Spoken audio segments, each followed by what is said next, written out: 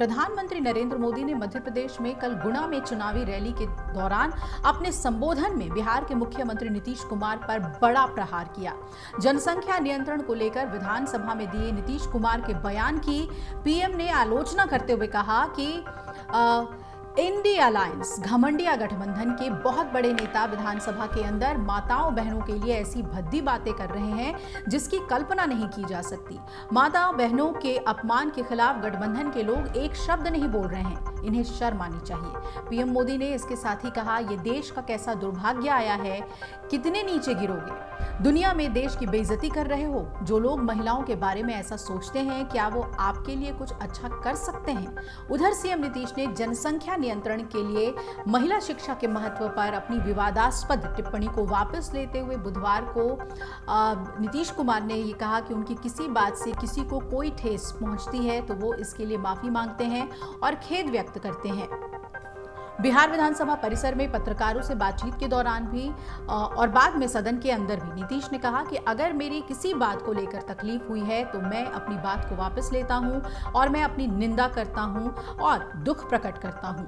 आपने यानी विपक्षी सदस्यों ने कहा कि मुख्यमंत्री शर्म करो।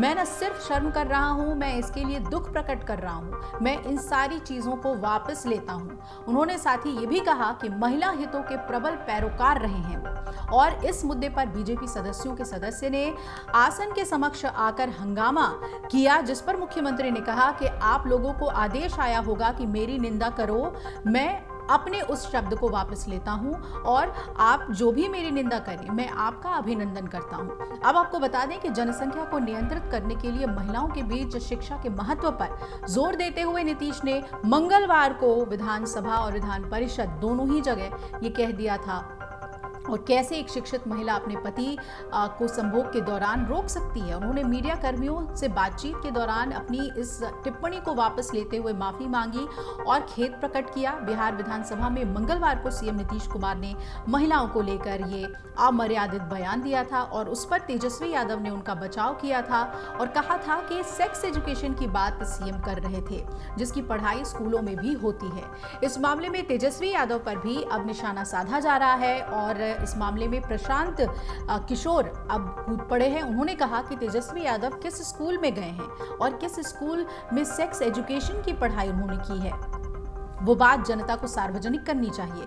प्रशांत किशोर ने यह भी कहा कि जहां तक जनता जानती है तेजस्वी ने 9वीं कक्षा भी पास नहीं की है, तो वो किस स्कूल में गए। उन्होंने कहा कि इससे तेजस्वी यादव के ज्ञान का भी प्रदर्शन हो रहा है, जो बताता है कि जब आप खुद स्कूल नहीं गए तो आपको तो यही लगेगा। प्रशांत किशोर ने तंज कसते हुए कहा कि तेजस्वी को कैसे मालूम होगा कि स्कूल में सेक्स एजुकेशन कैसे पढ़ाया जाता है।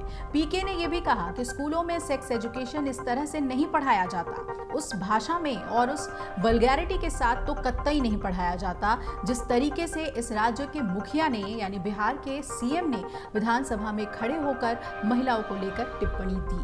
अब ये सियासत जो है गरमा रही है नीतीश कुमार के बयान पर, उनकी माफी के बाद भी, और तरह तरह की प्रतिक्रियाएं भी आ रही हैं। उससे जुड़ी हुई सभी खबरें आपको हमारी वेबसाइट पर मिलेंगी।